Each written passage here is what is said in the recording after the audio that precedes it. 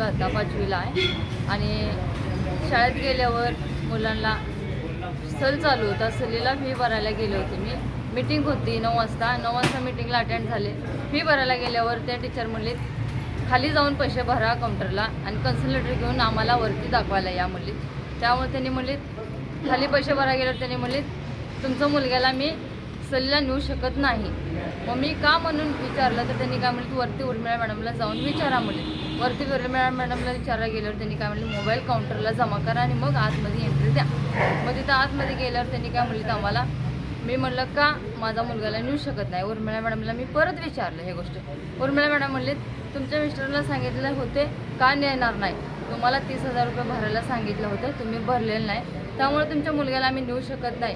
आणि तुमची समाज आणि तुमची जात फुकटची खायची लायकीची आहे आणि आत्तापर्यंत तुम्ही हे सवलती घेत आला. इथनं पुढं पण ते सवलती घेणार. तुमच्या RT-वाल्यांच्यामुळं आमच्या अदर मुलांची ॲडमिशन लॉस व्हायला लागले स्कूलला.